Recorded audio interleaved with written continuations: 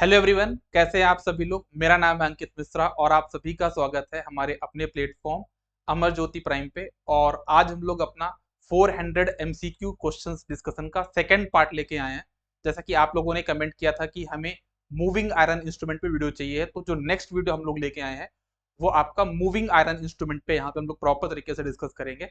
तो इस वीडियो में हम लोग प्रॉपर तरीके से क्वेश्चन भी डिस्कस करेंगे, जो भी हमारी कहानी होगी मूविंग आयरन की वो तो हम लोग ऑलरेडी डिस्कस करने वाले हैं।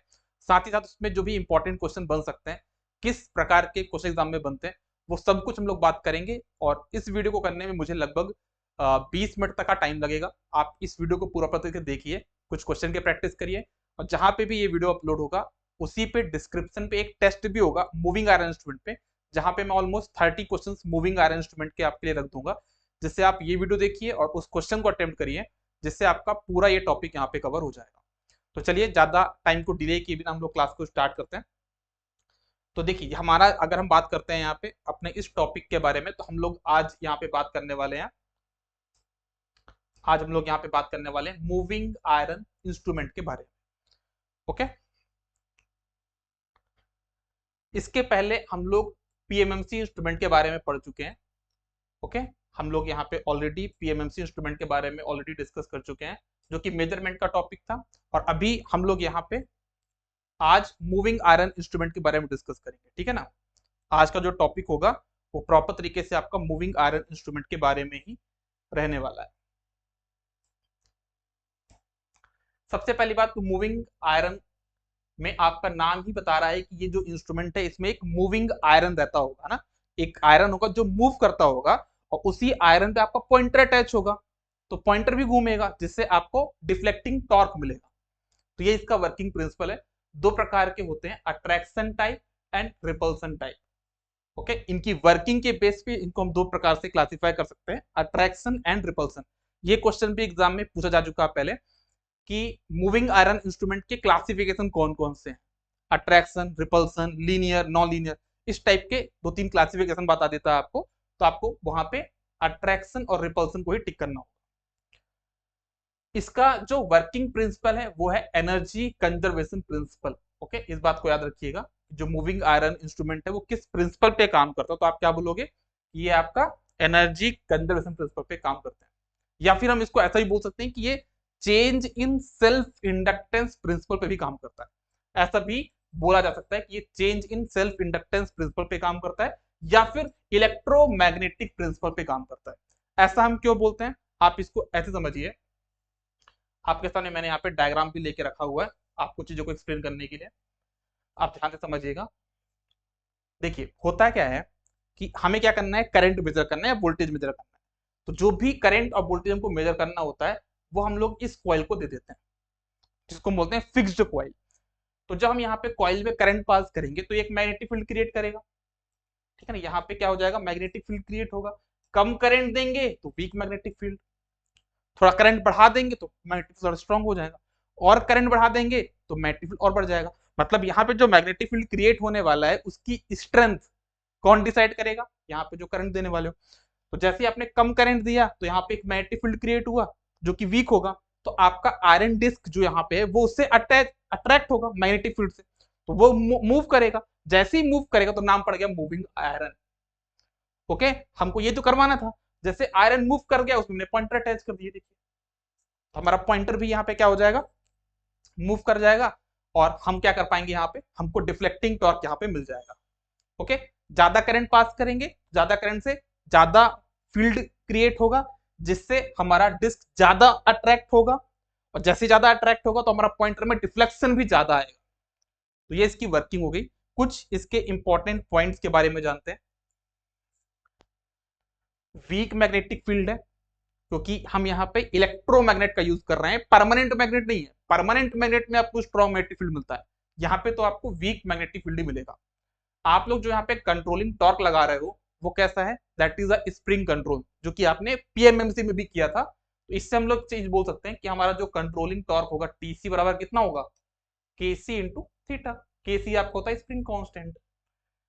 यहाँ पे हम लोग जो डैम्पिंग यूज करने वाले हैं that is air friction damping. देखो यहाँ पे हम लोग एडी करंट डैम्पिंग क्यों यूज नहीं कर रहे हैं, तो याद रखना इस चीज को, एडी करंट डैम्पिंग हमेशा वहां पे यूज की जाती है जहां पे मैग्नेटिक फील्ड स्ट्रांग हो, लेकिन यहाँ पे मैग्नेटिक फील्ड वीक है ना, मैंने पहला पॉइंट ही बता दिया, जिसकी वजह से मुझे एयर फ्रिक्शन डैम्पिंग को यूज करना पड़ रहा है।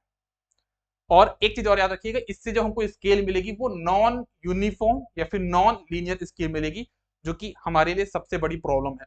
हम हमेशा हर एक इंस्ट्रूमेंट में ये जरूर देखते हैं कि उसकी स्केल कैसी है, तो मूविंग आयरन की जो स्केल है वो नॉन लीनियर है, वो बात आप लोग यहाँ पे ध्यान में रखिएगा। मूविंग आयरन इंस्ट्रूमेंट हमारा एक पावर फ्रीक्वेंसी इंस्ट्रूमेंट है, दैट मींस ये एसी वैल्यू तो रीड करेगा, और एसी में कहां से लेके कहां तक की फ्रीक्वेंसी को रीड कर लेगा, ये फ्रीक्वेंसी वाले करंट और वोल्टेज को रीड करेगा, फ्रीक्वेंसी रीड नहीं करेगा।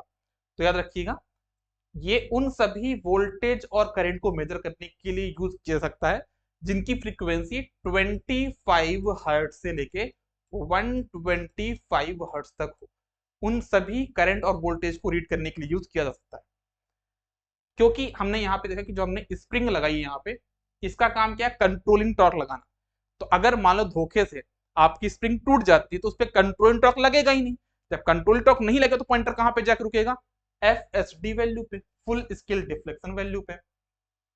इसको हम AC और DC दोनों के लिए यूज कर सकते हैं, बट ऐसा नहीं है कि जिसको आपने AC के लिए बनाया उसको DC में यूज कर पाएंगे, है ना, ऐसा नहीं है। आपको AC और DC दोनों के लिए सेपरेट कैलिब्रेशन करना पड़ेगा। लेकिन हम मूविंग आयरन इंस्ट्रूमेंट को AC के लिए बना सकते हैं और DC के लिए भी बना सकते हैं। मतलब अगर जिसको हमने AC के लिए बनाया तो क्या वो DC के लिए यूज होगा, नहीं। जिसको हमने DC के लिए बनाया क्या वो AC के लिए यूज होगा, नहीं। लेकिन मूविंग आयरन को हम AC के लिए बना सकते हैं और DC के लिए बना सकते हैं, लेकिन दोनों के कंस्ट्रक्शन में डिफरेंस होगा, ठीक है। It responds to RMS value, क्योंकि ये AC वैल्यू रेट कर रहा तो ये आपका RMS वैल्यू को रिस्पॉन्ड करेगा, PMMC एवरेज वैल्यू को करता था। यहाँ पे मूविंग आयरन एमीटर और मूविंग आयरन वोल्टमीटर में कंस्ट्रक्शन डिफरेंस भी है, और वो कंस्ट्रक्शन डिफरेंस क्या है उस बात को समझिएगा। देखिए मैं बात करता हूं 2 मिनट की अगर एमीटर की, एमीटर के केस में रेजिस्टेंस की वैल्यू क्या होती है, मिनिमम, यस और नो, ओके। रेजिस्टेंस की वैल्यू अगर मिनिमम होती है तो अगर रेजिस्टेंस को आपको मिनिमम रखना है तो लेंथ को मिनिमम रखना पड़ेगा और क्रॉस सेक्शन एरिया को ज्यादा रखना पड़ेगा। तो इससे हमको क्या समझ में आया कि जो मूविंग आयरन एमीटर होंगे उसके जो फिक्स्ड कॉइल थी वहां पे जो हम लोग नंबर ऑफ टर्न्स लगा रहे थे वो नंबर ऑफ टर्न्स यहाँ पे क्या होंगे, कम होंगे। एल की वैल्यू कम रखनी है, जब लेंथ कम होगी तो नंबर ऑफ टर्न्स भी क्या हो जाएंगे, कम हो जाएंगे। लेकिन आपको रेजिस्टेंस कम रखना है तो आपको क्रॉस सेक्शन एरिया बढ़ाना पड़ेगा। मतलब जो आपके पास फिक्स्ड कॉइल थी वहां पे जो नंबर ऑफ टर्न्स हमने लगाए थे उनकी थिकनेस यहाँ पे क्या हो जाएगी, थोड़ा सा बढ़ जाएगी। लेकिन इसी का उल्टा हम लोग कहां पे बोल सकते हैं, वोल्टमीटर में। वोल्टमीटर में क्या होता है, रेजिस्टेंस आपका ज्यादा होता है और रेजिस्टेंस की वैल्यू क्या होती है, R बराबर रो L बाय A। अगर आपको R को ज्यादा रखना है तो लेंथ को ज्यादा रखना पड़ेगा। लेंथ को ज्यादा रखने का मतलब क्या है कि नंबर ऑफ टर्न्स आपको ज्यादा देने होंगे, और जो क्रॉस सेक्शन एरिया उसको क्या रखना पड़ेगा, कम रखना पड़ेगा। दैट मीन्स आपके जो क्रॉस सेक्शन एरिया होगा या थिकनेस होगी, है ना, वो आपकी थिन होगी, ठीक है ना, ओके। जो क्रॉस सेक्शन एरिया होगा वो आपका थिन होगा। डिफ्लेक्टिंग टॉर्क का फॉर्मूला याद कर लो, ये होता है आपका डिफ्लेक्टिंग टॉर्क का फॉर्मूला किसके केस में, मूविंग आयरन के केस में। या फिर आप इसको ऐसा भी बोल सकते हो, TD equals to DE upon d theta. E की वैल्यू क्या होती है, हाफ LI स्क्वायर, ओके। तो अगर आप यहाँ पे डिफरेंशिएट करोगे तो L यहाँ पे कांस्टेंट नहीं है, वेरिएबल है। क्यों वेरिएबल है, क्योंकि आपका आयरन वहां पे मूव कर रहा है, तो आपका जो अरेंजमेंट मिल रहा है वहां पे वेरिएबल इंडक्टेंस देखने को मिलेगा। तो आपका जो TD का फॉर्मूला यहां से आ जाएगा, TD बराबर हाफ I स्क्वायर, और L यहाँ पे वेरिएबल है तो DL बाय डी थीटा। तो दोनों फॉर्मूले याद रखिएगा, एक ये वाला फॉर्मूला भी और एक ये वाला फॉर्मूला भी, दोनों मैंने यहाँ पे लिख के बताया, ठीक है, ओके। कंट्रोलिंग टॉर्क हम लोग कौन सा लगा रहे हैं, स्प्रिंग कंट्रोल, ठीक है। अच्छा एक बात और, ये जो इंस्ट्रूमेंट हमने बनाया मूविंग आयरन, ये AC के लिए भी यूज होगा, DC के लिए भी यूज होगा। लेकिन जब मैं इसको AC के लिए यूज करता हूं तो मुझे ये देखने को मिलता है कि मीटर की जो रीडिंग है वो इंडिपेंडेंट ऑफ फ्रीक्वेंसी नहीं है। मतलब कि इस फ्रीक्वेंसी पे कुछ अलग रीडिंग है, इस फ्रीक्वेंसी पे कुछ अलग रीडिंग है। तो अगर मुझे मीटर की रीडिंग को इंडिपेंडेंट ऑफ फ्रीक्वेंसी बनाना है तो मुझे क्या करना होगा, in case of ammeter, in case of moving iron ammeter, मुझे टाइम कांस्टेंट ऑफ सन को बराबर बनाना होगा टाइम कांस्टेंट ऑफ मीटर के। अगर मेरे मूविंग आयरन एमीटर में टाइम कांस्टेंट ऑफ सन बराबर है टाइम कांस्टेंट ऑफ मीटर के, तब जाके हम यहाँ पे मीटर की रीडिंग को इंडिपेंडेंट ऑफ फ्रीक्वेंसी बना सकते हैं in case of ammeter. Voltmeter case में क्या करना पड़ेगा, हमें एक कैपेसिटेंस कनेक्ट करना पड़ता है मल्टीप्लायर के अक्रॉस। उसकी वैल्यू कितनी होती है, C बराबर 0.41 Lm/RSE स्क्वायर। ओके, कुछ एरर के बारे में चीजें लिखी मैंने कि फ्रिक्शन एरर आपकी कम होती है। क्यों कम क्यों होती है, कम क्यों होती है, क्योंकि आपका वेट कम है। मैंने आपको बताया था ना, जहां पे वेट ज्यादा होगा, कुछ लोग बोलेंगे तो फिक्स्ड कॉइल है। अरे फिक्स्ड कॉइल का वेट थोड़ी देखना मुझे, मुझे मूविंग सिस्टम का वेट देखना है। मूविंग सिस्टम में क्या सिर्फ एक आयरन है, डिस्क है, तो उसका वेट यहाँ पे क्या होगा, कम होगा, तो मेरा फ्रिक्शनल एरर भी यहाँ पे क्या होगा, कम होगा। इससे मैं ये बोल सकता हूँ, इसका ये मतलब नहीं कि टॉर्क टू वेट रेशियो ज्यादा है, इसमें टॉर्क भी कम लग रहा है, तो इसका टॉर्क टू वेट रेशियो भी कम है। ठीक है, टेम्परेचर एरर लेस है, फ्रीक्वेंसी एरर प्रेजेंट है, और स्ट्रे मैग्नेटिक फील्ड एरर यहाँ पे ज्यादा है, क्योंकि आपके पास यहाँ पे ऑपरेटिंग मैग्नेटिक फील्ड क्या है, वीक है, तो बाहर से कोई भी फील्ड आके इनको आसानी से डिस्टर्ब कर सकता है। तो ये बात आप लोग ध्यान में रखिएगा। Hysteresis and eddy current error भी आपके पास यहाँ पे क्या होगी, ज्यादा होगी। तो ये आपका पूरा का पूरा हो गया किसके बारे में, मूविंग आयरन एमीटर के कॉन्सेप्ट के बारे में। तो चलिए कुछ क्वेश्चंस को एक बार डिस्कस करेंगे हम लोग यहाँ पे कि कैसे कैसे हमारे पास यहाँ पे एग्जाम में क्वेश्चंस देखने को मिलते हैं। ठीक है, ज्यादा क्वेश्चन नहीं कराऊंगा, कुछ बेसिक क्वेश्चन जो कि एग्जाम में हमेशा पूछे ही जाते हैं, तो 4 क्वेश्चन वैसे भी कर लेते हैं हम लोग। पहला क्वेश्चन आपके सामने, the damping provided in moving iron type of instrument is of type. तो हम लोग मूविंग आयरन इंस्ट्रूमेंट में किस प्रकार की डैम्पिंग लगाते हैं, एयर फ्रिक्शन, है ना, क्योंकि यहाँ पे जो मैग्नेटिक फील्ड है वो वीक है, और वीक मैग्नेटिक फील्ड के केस में हम लोग एडी करंट डैम्पिंग नहीं लगा सकते। एडी करंट डैम्पिंग सबसे अच्छी डैम्पिंग है, बट प्रॉब्लम क्या है, उस डैम्पिंग के लिए आपका स्ट्रॉन्ग मैग्नेटिक फील्ड होना बहुत ज्यादा जरूरी है, जो कि यहाँ पे पॉसिबल नहीं है, तो हमको एयर फ्रिक्शन डैम्पिंग ही लगाना पड़ रहा है। स्प्रिंग वाली कोई डैम्पिंग होती ही नहीं, ये तो कंट्रोल होता है। ऑयल फ्रिक्शन जिसको हम बोलते हैं आपका क्या, फ्लूइड फ्रिक्शन डैम्पिंग।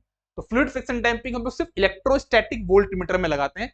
आप पूरे मेजरमेंट में याद रखिएगा ना, सिर्फ एक ही मीटर है जहां पे ऑयल फ्रिक्शन डैम्पिंग या फिर हम क्या बोल देते हैं उसको, आपका फ्लूइड फ्रिक्शन डैम्पिंग को लगाते हैं। वो आपका है कौन सा, इलेक्ट्रोस्टैटिक वोल्टमीटर, ESV में बस आपका होता है। बाकी सभी में आपका क्या होगा, या तो एयर फ्रिक्शन है तो eddy current.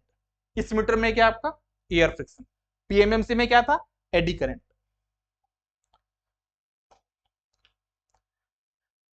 NMI voltmeter read RMS value, AC value read करता है, मतलब RMS वैल्यू रीड करेगा। पीक टू पीक कौन करता है आपका, CRO। एवरेज कौन करता है आपका, PMMC। ओके, और ये पीक वैल्यू कौन करता है आपका, CRO।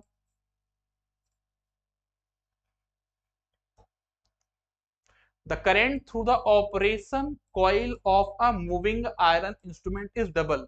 मतलब करंट को आपने कर दिया है डबल, तो आपका ऑपरेटिंग फोर्स कितना होगा, सिंपल सी बात है, टॉर्क का फॉर्मूला पता था ना, टॉर्क प्रोपोर्शनल टू क्या था, I स्क्वायर। करंट को अगर आप डबल करोगे तो टॉर्क क्या हो जाएगा, 4 टाइम्स। तो इसका आंसर हो जाएगा डी। इस क्वेश्चन में क्या बोला जा रहा है, द पर्पज ऑफ कैपेसिटर, याद है आपको कैपेसिटर ने कहां पे लगाया था, मूविंग आयरन वोल्टमीटर केस में फ्रीक्वेंसी एरर को कंपनसेट करने के लिए। तो क्वेश्चन में थोड़ा गलत यहाँ पे क्या कर दिया गया है, मूविंग कॉइल बोल दिया गया। भाई मूविंग कॉइल तो AC के लिए यूज भी नहीं होता, तो वहां पे कैपेसिटर कैसे लगा देंगे। तो थोड़ा हमको अपनी चीजों को, जो क्वेश्चन गलत भी उसको समझना पड़ेगा भाई, आपका इंटेंशन क्या है। तो यहाँ पे ये मूविंग आयरन होगा, ठीक है ना। तो मूविंग आयरन इंस्ट्रूमेंट में हम लोग कैपेसिटर लगाते हैं, किस लिए, to compensate the effect of frequency error, compensate करने के लिए, है ना। हम फ्रीक्वेंसी एरर को एलिमिनेट नहीं कर रहे हैं।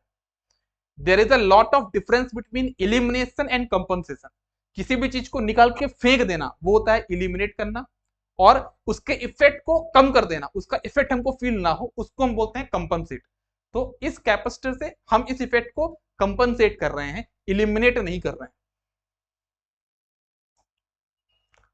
Extension of moving iron ammeter range can be done by using shunt. Ammeter की जो रेंज हम किससे बढ़ाते हैं, हमेशा संट से ही बढ़ाते हैं, इस बात को ध्यान में रखिएगा। द करेंट ऑफ, आपको करंट की वैल्यू दी हुई है इतनी, okay, is flowing through series combination of PMMC and moving iron instrument. Okay, तो मतलब ये पीएमसी कितना रीड करेगा, इसका एवरेज। पीएमएमसी की जो रीडिंग होगी कितनी होगी, that will be equal to always 6। Okay, और मूविंग आयरन इंस्ट्रूमेंट कितना रीड करेगा, आरएमएस, तो इसका आरएमएस वैल्यू निकाल लो, under root of 6 square plus 10 square by 2 plus 20 square by 2, solve कर लीजिएगा। तो एम आई और पीएमएमसी की रीडिंग आ गई, ठीक है ना, और फिर इनका आप क्या निकाल लोगे, रेशियो। तो आप reading of PMMC divided by reading of M I निकालिए, तो आपका आंसर यहाँ पे आ जाएगा, ठीक है ना। तो ये चीजें हैं, आप लोग एक बार अच्छे से इसको देख लेना, टॉपिक को पूरा पढ़ लेना, जिस तरह भी मैंने आपको बताया उसको डेफिनेटली एक बार देखना एग्जाम के पहले, है ना। अगर आपको ये सीरीज सही लगी हो तो आप इसको एक बार अपने ऐप पे जाके जो 400 एमसीक्यू क्वेश्चन है उसको एक बार देख लीजिएगा, जो टॉपिक्स है इंपॉर्टेंट टॉपिक्स, उसको जरूर देखिएगा। Good day.